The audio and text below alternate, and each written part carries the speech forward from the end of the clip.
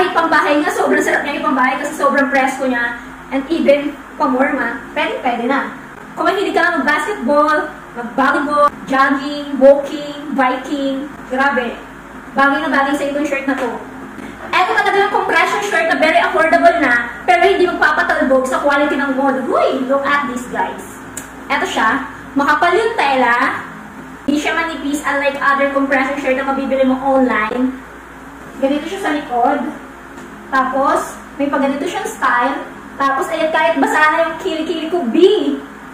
Presko pa rin siya kahit sobrang init na. Uy, grabe itong compression shirt na to ni Atomax. Pwede sa babae, pwede sa lalaki. Ito palang suot ko is medium size. 5'3" height ko, then 52 kilos. Pero, sinusuot din to ni Bujek. Ito si Bujek, ang height niya is 5'6", then 86 kilos. So, ayan, medium. Gusto niya, fit sa kanya, kaya medium. Pinagkakasya niya. Kasya naman daw, sabi niya. So, ayan o. Kung 86 kilos ka, 86 or 84 kilos ka nga din, ayan, ang basihan mo is si Bujek. O, mahilig yung mag-basketball si Bujek. So, sinusuot niya yung compression shirt pag magbabasketball siya. Nagbola din na dito. Bola. Yan, lagi yung magbabasketball. Sa Sabado magbabasketball uli yan. Bukas na pala. Oh, no. Ayan, sabi ko sa inyo eh. Medium size, pwede sa 86 kilos katulad ni Bujek.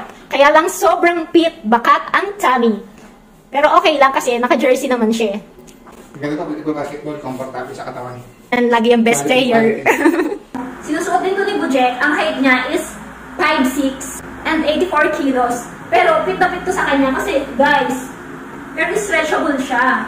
Tapos hindi siya basta-basta lumuluwag kahit stretch na yung magsusuot unlike other compression shirt, di ba? Pero kung ayaw niyo naman ng sobrang fit, syempre mag-go to large kayo. Tapos meron to iba't ibang design. Meron color white, color black. Then meron gray na line dito. Kung ano yung gusto niyo design, go for it. So, kung gusto mo nga rin ng ganito compression shirt, check out na!